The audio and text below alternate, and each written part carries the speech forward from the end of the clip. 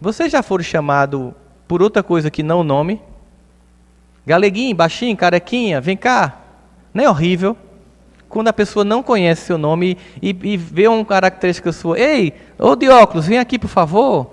É muito chato isso, quando alguém não chama seu nome, né? Quando a gente chama o nome de alguém, a gente sente que a pessoa se sente respeitada. É muito comum quando a gente vai ser atendido em algum lugar que alguém tem crachá, eu procuro ler o nome da pessoa. E eu sinto que quando eu digo o nome da pessoa, tudo muda. Eu tive uma experiência recente, né? Eu fui pegar um voo aqui em Campina Grande, e aí quando a gente chegou, a moça que faz a chamada do voo disse que o voo não ia decolar porque o piloto tinha calculado mal o combustível. Então todo mundo ficou irritado e eu feliz, porque ele descobriu isso no chão, né? Todo mundo irritado, todo mundo gritando com a moça não era culpada, a culpa foi do piloto que calculou mal. Quando ele chegou em Campina, tinha mais bagagem, mais passageiro do que o previsto e não tinha combustível para chegar em Recife. E eu fiquei feliz, que bom que ele descobriu isso aqui, que alegria, né? Imagina ele dizer isso decolando. Então assim, e o povo agredindo a moça, aí eu peguei e vi o nome dela, era Raquel. Eu disse, Raquel, eu sei que você não tem culpa, estão lhe gritando, e não foi você que fez isso, mas eu preciso estar em Salvador amanhã, 8 da manhã. Existe um voo em Recife à noite, porque eu da 4 horas eu perdi a conexão. Ela disse, tem, você pode emitir minha passagem? Posso.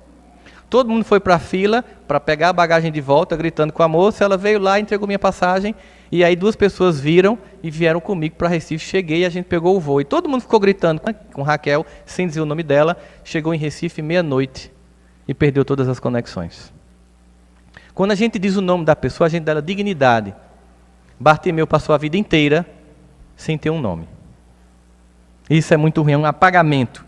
Ao mesmo tempo, ele era um homem invisível. A gente chama disso de invisibilidade social. Embora seja uma pesquisa recente na área da antropologia, que quer dizer que é uma pessoa que ela é socialmente invisível, seja pela indiferença, pelo preconceito, pela raça, pela etnia, pela pobreza, ela não é vista. Esse conceito é um conceito recente, mas se aplica à história de Bartimeu, porque ele era invisível socialmente. Ninguém percebia a existência dele, como muitas pessoas que as pessoas não percebem. Um dos pesquisadores que desenvolveu pesquisa sobre invisibilidade social no Brasil, da USP, ele é um psicólogo, fez um doutorado sobre invisibilidade social, ele se disfarçou de gari e ficou varrendo o campus na frente do departamento de psicologia. Todo dia passavam os colegas de departamento dele que davam aula com ele, mas como ele estava vestido de gari, ninguém reconhecia ele. Ele ficou invisível para os amigos. E ele usou ele como objeto da própria pesquisa da invisibilidade social. Então Bartimeu era um homem invisível, Bartimeu era um que não tinha nome, Bartimeu era alguém que tinha tudo para se sentir apagado. Ou seja, era aquela pessoa que tinha todo um discurso de dizer, eu sou um pobre coitado, uma vítima, não mereço a cura, nunca vou ser feliz, a minha vida é uma desgraça. Mas o que é interessante no psiquismo de Bartimeu é que ele não se identifica com o que acontece. Porque nós não somos o que acontece, nós somos além disso. As circunstâncias não nos definem. Quando a gente deixa as circunstâncias nos definir, a gente se apequena, a gente se amedronta, a gente não se levanta, a gente não grita. Então, a característica psicológica dele fundamental é a mesma de Zaqueu. Aquele homem que era um cobrador de impostos, um publicano, e que sobe numa árvore, porque era baixinho, para que Jesus o visse. Eles dois utilizaram o mesmo artifício. Eles fizeram Jesus parar no meio do caminho. Chamaram a atenção de Jesus por uma iniciativa. Eles eram teimosos. Quando a gente vai estudar, por exemplo, sobre pessoas que recebem diagnóstico de doenças incuráveis, a gente divide o grupo em 2 grupos. O grupo que você diz, você tem 6 meses de vida e vive 6 anos ou 10. E o grupo que você diz, tem 1 ano de vida e morre em 1 mês. E a diferença básica é uma atitude psicológica. A pessoa que sobrevive e vive bem muito é a que diz, eu não aceito a doença. E a pessoa que morre mais rápido do que o médico disse é a que ela já deu um diagnóstico de morte. Tanto que quando você tem um parente assim, a gente até diz ao médico, não diga qual é a doença. Vamos tratar como se fosse outra coisa, porque eu conheço meu pai, conheço meu avô. Se ele souber, já é uma sentença final. Porque o psiquismo não é capaz de absorver aquela notícia. Mas Bartimeu era diferente, como Zaqueu também. Ele achava que merecia. A gente vê a diferença da proatividade. A proatividade é um sentimento em que eu me responsabilizo sobre a minha vida, eu não fico usando desculpas sobre o que me aconteceu, e eu procuro, com os recursos que eu tenho, fazer o que eu posso para mudar a situação. O que ele podia fazer era gritar. O que o outro podia fazer era subir numa árvore. As pessoas esperam a cura sentadas, em casa, com o sentimento de vítima. E quando eu falo cura, não é só de doença física, gente, é de qualquer coisa, de qualquer circunstância que nos paralise. Então ele simplesmente, ele grita, e com isso ele deixa de ser invisível. Com isso, ele faz com que os outros o vejam. Ele não se cala quando mandam ele se calar. Quantas pessoas não dizem, você não vai dar para nada, você não é ninguém, você nunca vai dar certo na vida. Escutar isso destrói o ego de uma pessoa. E se é um pai ou uma mãe que diz isso, tentando estimular o filho, não estimula o filho. Mas se você ouviu ou ouve, não dê ouvidos, não escute. Não fique machucado. Não fique usando isso como desculpa para cumprir essa profissão de que você não vai dar certo. Não use esse ataque dessas pessoas para que você diga elas estão certas e você mesmo sabote a sua vida. Porque não são elas que vão determinar se você vai ser feliz ou não. É você. Mas para isso, tem que parar de ficar acusando as pessoas ou dando importância a quem não acredita em você. Porque quando você dá, é porque o discurso dela lhe convenceu de que você é incapaz. Então é preciso, mesmo que continuem dizendo, você não vai dar para a gente, e você dizer, eu vou, eu consigo. Nem que seja para mostrar essa pessoa, nem que você use um pouco de raiva, de motivação, para dar certo na vida. E não se defina pelos ataques que vêm tentando destruir a sua autoestima. É preciso gritar. É preciso agir. Então a gente percebe essa característica fundamental de Bartimeu. Ele tinha uma expectativa, óbvio, de que viu o Messias, e ele ouviu a voz e reconheceu. Mas a gente precisa esperar que Jesus passe? Jesus já veio, a promessa já foi cumprida. Ele espera que a gente haja, que a gente grite, que a gente sinta que merece. Muita gente pede, né, sem achar que merece. Às vezes a pessoa não estuda muito doutrina espírita, aí pede assim, ó Jesus, se eu merecer, sabe, assim tipo, ó, tu olha direitinho aí, não sei que danado eu fiz, se eu fui nazista, se eu joguei pedra na cruz, se eu queimei bruxa na Idade Média, se eu fiz cruzado, então aí, se der, se a gente está aqui é porque já deu, sabe por quê? Da parte de Deus o perdão já foi operado. Se Deus através de Jesus pede para a gente perdoar infinitamente, imagina Ele como não perdoa. O problema é o perdão que a gente não se dá. O de não se achar merecedor. E ficar sempre num processo de lamento. Ele muda isso com um sentimento de proatividade. Essa é a participação dele e de Zaqueu no meio da multidão. É a participação da mulher que toca em Jesus e para de sangrar. Quantos tocaram nele? Mas por que ela para? Ela para porque ela toma a atividade, ela aceita que merece. O outro sobe na árvore, o outro grita. É preciso que nós tenhamos uma atitude para que Deus faça todo o resto. Essa proatividade a gente vai entender profundamente bem quando a gente lê uma análise que Emmanuel faz fantástica da passagem de Marcos, no capítulo 8, versículo 5, quando Jesus está naquela montanha e pergunta, diante daquela multidão faminta, quantos pães tendes? E disseram-lhe 6. E Emmanuel faz a pergunta, que tendes? Né?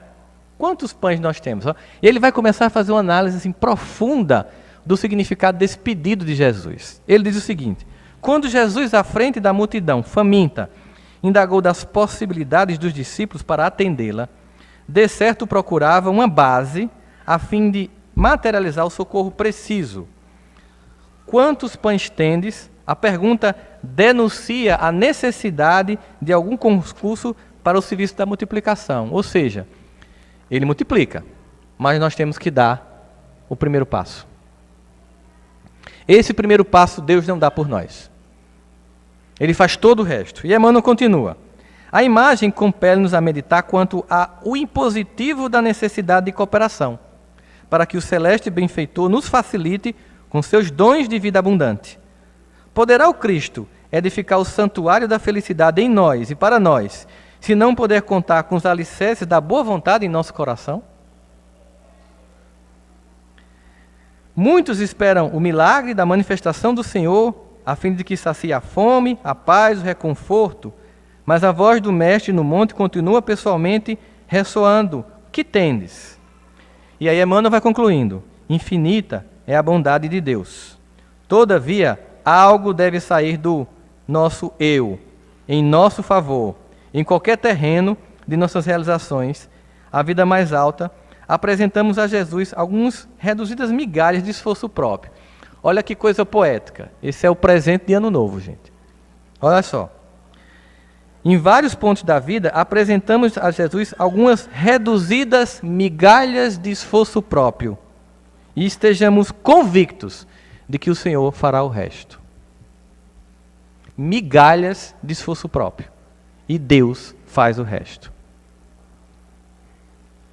Não é como obra pública, não, que você dá uma contrapartida e o governo faz o resto, não. Você dá uma migalha de manifestação pessoal e Deus faz o resto. É preciso... O que é que é entendido psicologicamente no movimento de alguém que faz isso? A pessoa está dizendo assim, eu quero cura. Eu quero mudar minha vida. Eu quero mudar a forma como eu me enxergo. Eu não aguento mais sabotar meu futuro. Eu não aguento mais ser vítima do meu passado. Eu não suporto mais esse discurso de coitadinho. Eu quero ser feliz. É um movimento. Aí quando você diz isso e você grita, Jesus para. Aí ele vai perguntar o que exatamente você quer. Porque às vezes a gente tem uma lista muito grande e não é a grande causa. E aí vamos continuar entendendo o que aconteceu com Bartimeu. Quando a gente pega aqui, deixa a capa e dá um pulo e foi em direção ao mestre. Aí essa capa é o seguinte, os mendigos naquela época, eles tinham que ter uma autorização do Império Romano para pedir comida nas estradas. Roma era tão organizada que até o pedinte era cadastrado. E esse cadastro era dado por uma capa que tinha um selo, e nesse selo havia, além do selo de Roma, havia uma frase em latim escrita: este homem é um miserável mendigo, vive de esmolas. Essa capa era como um carimbo da incompetência. Mas, ao mesmo tempo, era a condição de sobrevivência dele. Nem todos os mendigos tinham a capa, porque é um cadastro que nem todo mundo consegue acessar. Então, quando Jesus chama aquele homem, e ele solta a capa, há de se imaginar que assim que ele soltou, algum outro mendigo pegou. Ele estava deixando para trás uma zona de conforto, não tinha volta. Ele estava tomando um passo definitivo. Ele não podia depois se arrepender e voltar a pegar a capa, já não seria mais dele. Ele estava deixando, embora fosse uma capa que o definisse como incapaz, ao mesmo tempo era a sua condição de sobrevivência. Quantas pessoas ficam em relacionamento infelizes e querem ter paz, porque não soltam a capa? Quantas pessoas ficam em empregos humilhantes, mas não querem usar, soltar a capa e seguir? Porque exige coragem. A teimosia tem que ter coragem depois. É um processo de escolha. Existem capas mais glamorosas, como a de Paulo. O movimento de Paulo foi o inverso de Bartimeu. Enquanto que Bartimeu era o invisível social, a descrença total, o ser humano completamente falido em possibilidades, Paulo era o contrário. Paulo era o jovem, rico, belo, poderoso, culto, e tinha uma capa que era do poder. Mas os dois tiveram que soltar a capa. Um para crescer, e o outro para se diminuir, para que Cristo crescesse nele. Por isso que Paulo, afinal, vai dizer, já não sou eu quem vive, é Jesus quem vive em mim. A capa de Paulo é mais confortável, é mais difícil de abrir mão dela, sabe? Porque é uma capa que lhe dá conforto, lhe dá status, lhe dá poder. Ele era um cidadão romano, ele era um cidadão judeu, ele era da elite judaica, doutor da lei, jovem. Enquanto que Bartimeu levanta e solta a capa, Paulo cai e perde a capa. São movimentos para que o Cristo seja o centro das nossas possibilidades de escolha. É quando a gente de fato entrega e diz assim, agora eu conto com você para dirigir a minha vida e conduzir as minhas escolhas. Eu estou finalmente lhe pedindo para participar da minha existência. Mas quando a gente pede, a gente tem que abrir mão do velho. As zonas de conforto, o medo, e se não der certo? Enquanto você estiver sem agir por causa de si, Nunca vai agir. Por isso que todo 1º de janeiro temos um monte de promessas requentadas, não cumpridas há décadas, há anos. Porque a gente tem medo de soltar as capas, as zonas de conforto, que muitas vezes nos identifica como alguém incapaz. Ele soltou sem medo. Mas não foi só isso que ele fez. Ele, quando ele chega, né, nessa capa, ele deixa o seguinte, a mensagem para ele é: eu vou deixar de ser tutelado pelo Estado para ser tutelado por Jesus. Eu vou deixar de viver de mendigar para me entregar nele. E aí há um movimento, porque Jesus não vai dar comida para ele, gente. Ele não vai ser agora alguém que deixou a capa romana e Jesus agora quem vai fazer com que ele coma. Não. Ele pede uma coisa muito objetiva. Quando Jesus pede isso, esse pulo que ele dá, todas essas capas que ele deixa, a capa da falta de fé, de não achar que era merecedor, da felicidade utópica do mundo, toma aqui a sua zonazinha de conforto, você vai ter sua comidinha, é o suficiente. Ele abre mão de tudo isso, mas ele abre mão de uma coisa que dava a ele a condição de vida. Não é tão simples assim fazer o que ele fez. Por isso que os outros não ousaram levantar, não ousaram gritar, não ousaram abandonar a capa, embora todos quisessem ser curados. Todos queremos. Mas quando Jesus pergunta a ele, o que você quer? Aí, gente, a gente percebe que ele sabia o que ele queria. Porque você já parou para pensar? Ele podia ter pedido assim: eu queria que não precisar pedir esmola, eu queria que as pessoas me dessem espontaneamente, que eu ficasse numa casa e as pessoas todo dia fossem levar coisas para mim. Você sabe o que é pedir para ver? Um homem já adulto pedir para ver? No momento que eu vou enxergar e eu abandono a capa, ninguém vai me dar mais esmolas. Mas ao mesmo tempo eu não tenho profissão nenhuma.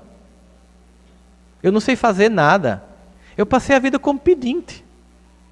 Quando eu peço para ver, eu estou dizendo assim: eu quero determinar a minha vida. Eu vou ser senhor do meu destino. Porque, veja só, eu vou deixar a capa, eu vou ver e não tenho profissão. Jesus não vai ficar me dando as coisas. Veja, essa atitude é muita coragem.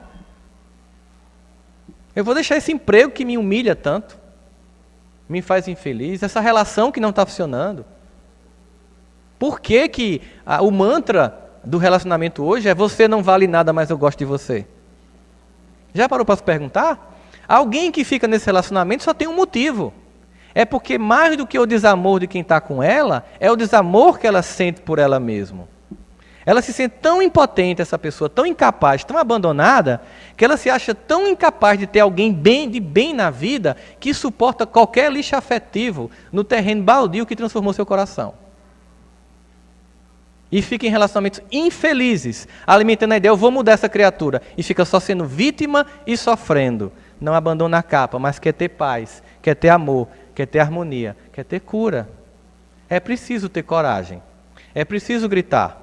É preciso se levantar, é preciso soltar a capa. E não ter medo. Seguir. Quando a gente faz a nossa migalha de esforço, Deus faz o resto. E é tão encantador que a gente se espanta. Você nem acredita. Poxa, eu pedi isso. E veio isso. Mas como? No meio do processo você começa a ter medo. A velocidade com que o amor se manifesta. Agora, é preciso as migalhas de atitude. Pedir para ver é pedir para ser independente. É dizer assim: eu não vou mais ser a vítima, eu não vou mais culpar a minha cegueira, eu não vou mais culpar a minha pobreza, eu não vou mais culpar a minha família, eu não vou mais culpar meu relacionamento, eu não vou mais culpar meu país, eu vou me responsabilizar sobre a minha vida. Mas aí ele toma uma atitude depois também profilática. A profilaxia é um ramo da medicina que procura fazer um tratamento que evite o adoecer. Você evita a doença e não é curativa, você adoece para se curar. Qual é o movimento profilático que ele toma? É que assim que ele solta a capa, é curado e se levanta, ele passa a seguir Jesus. E o que isso quer dizer? Que além de querer voltar a ver, sobretudo, ele não quer mais voltar a ficar cego. Ele decidiu caminhar. Seguir Jesus não é ficar acompanhando ele numa comitiva política, não, gente. como se fosse um monte de bajuladores para aqui e para lá, como se ele estivesse fazendo campanha no meio do bairro. Não. Seguir Jesus é, agora eu vou pautar a minha vida sobre esses valores, de modo que eu não precise mais adoecer, eu não precise mais de capas, eu não preciso mais de máscaras de cegueira. Porque seguir Jesus significa seguir um homem que fazia as coisas acontecerem. Então eu vou fazer as coisas acontecer. Aí para as fantasias, né? As fantasias que eu não vou precisar usar branco para a minha vida ter paz em 2017. Que eu não vou precisar de pular ondinhas para ter sorte. Que eu não vou comer lentilha para ter mais dinheiro. Porque não são essas coisas que geram mudanças na minha vida, são as minhas atitudes. É a mudança do padrão mental, é a maturidade, é deixar de choramingar, é não deixar as pessoas te humilhar, te fazer se sentir menor e incapaz. É sentir que você merece ser feliz, mas saber que essa felicidade é uma construção pessoal, inadiável, que eu não transfiro, não terceiriza-se a felicidade. Ninguém vai me fazer feliz. Esse é um projeto pessoal. É uma decisão minha que não precisa esperar para domingo, gente. 1º de janeiro. Pode ser hoje. A qualquer momento, quando finalmente se lança um olhar de maturidade sobre si. Eu não preciso de ondas, mais do que ondas para pular, são os obstáculos que finalmente eu tenho que enfrentar. Mais do que sementes de uva que as pessoas botam no bolso, né, ou qualquer tipo de coisa para que eu tenha mais fartura, é estudar mais, é trabalhar mais. Isso é o que dá fartura. É ser mais competente profissionalmente, é ser mais ético, é fazer porque tem que ser feito e não fazer empurrando com a barriga como todo mundo faz onde você trabalha. É dar o seu melhor, é ser o profissional mais respeitado do ambiente, porque você faz o que tem que ser feito com dignidade, com respeito às pessoas, sabendo que o que quer que a gente faça é para servir. Qualquer profissão é para servir o outro, dar da melhor forma. Se você é um médico, seja o melhor médico. É um professor, seja o melhor professor. É um psicólogo, seja o melhor professor. Você é uma dona de casa, é uma tarefa de 24 horas, seja a melhor. Qualquer coisa, fazer da melhor forma possível, vibrando. Porque quando a gente é fiel no pouco, a gente é fiel no muito. Naturalmente. Reverbera. Aquilo que eu faço com intensidade nas pequenas coisas, estão dizendo para Deus que eu sou capaz de fazer com a mesma intensidade nas grandes coisas. Eu preciso começar já. Tem gente que é infeliz no emprego. E aí muitas vezes, sabe o que é que faz? Se torna o pior funcionário. E todas as pesquisas na área de administração mostram o seguinte, que quando você se sente infeliz no trabalho e se torna o pior funcionário, você é aquele que nunca sai daquele emprego. Que a melhor forma de sair do emprego ruim é se tornar o melhor profissional daquele lugar. Porque você vai ficar tão bom que vai chamar a atenção de alguém que vai chegar, eu quero que você vai trabalhar comigo. Aí a gente faz a propaganda contrária. Entra no clima e fica incapaz, falta, atende com mau humor, tentando sabotar o dono da empresa que muitas vezes lhe humilha, só que você está sabotando o seu nome. Porque quando eu chego perto de você e você me atende mal, de mau humor, com cara feia, eu não quero nem comprar mais nada com você. Eu não acredito que você é um profissional legal. Se você me atender, alô, já me deprime. As pessoas têm que agir com todo o vigor de fazer, eu tenho que fazer o meu... É em nome de Deus que eu ajo no mundo. Eu não ajo em nome de ninguém, é em nome de Deus que eu ajo no mundo. Se eu quiser vir cooperar aqui, não é por causa de Santana, não. É em nome do projeto do Evangelho. Onde quer que seja na igreja católica, na igreja evangélica, nunca é pelas pessoas que sempre vão nos decepcionar, nunca vamos apostar nos outros. A única figura estável na qual nós podemos depositar nossa esperança chama-se Jesus. O resto falha. Pai falha, mãe falha, filho falha, marido falha, esposo falha. Eu não posso pautar a minha vida e minhas esperanças nas pessoas. É claro que fazer isso conjuntamente é melhor. Mas quando ele se levanta e grita, ele deixa de ser Bartimeu. Ele virou o cego que foi curado. Ele pode escolher o nome que ele vai querer ter. Sobre o personagem não se diz muita coisa depois. Mas não precisa dizer, sabe por quê? Porque ele estabeleceu naquele dia um final feliz. Ele estabeleceu que naquele dia a vida seria diferente de como tinha sido até ali. A partir dali, ele seria senhor do seu próprio destino. E teria como meta o Cristo. Não mais os homens, não mais as fantasias, não mais a capinha da zona de conforto. Ele iria determinar a sua existência. Então o que a gente espera da nossa vida nesses ciclos simbólicos, que são o fim e o começo de tempos. É que a gente use como estímulo para dar iniciativa a situações sempre inacabadas. Mas, lamentavelmente, o que a gente observa nos estudos é que as pessoas usam os ciclos como justificativa para adiar de novo. Porque como sempre vai ter uma segunda-feira, sempre vai ter um 1º de janeiro, eu fico apelando e procrastinando e adiando mudanças que faz tempo que deveria estar fazendo parte da minha vida. Lembrando sempre que o primeiro e maior beneficiado dessas mudanças sou eu mesmo. É um símbolo de renovação, de começar a se responsabilizar sobre si. Então é preciso deixar de ouvir os que dizem cala-te, você não é capaz, você não consegue. Deixar de ficar em relações infelizes, aguenta o deserto, sai do relacionamento que está lhe fazendo mal, aguente ficar só. Não pule para outra oportunidade, porque você vai estar mal. Quando a gente está carente, a gente pega uma coisa pior ainda, é triste. Você sai de um cafajeste para outro.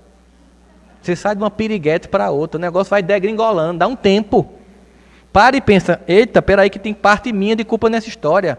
Eu estou sintonizando que não presta, então precisa aprender a ficar comigo, aprender a ficar só, aprender a me convencer de que é possível estar comigo sozinho numa cesta e ser feliz.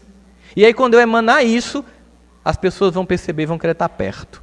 Porque se eu olhar com cara de carência, o povo chuta, pisa e humilha. É incrível. Então aprenda a suportar o deserto temporário para se refazer como criatura em busca de um novo relacionamento.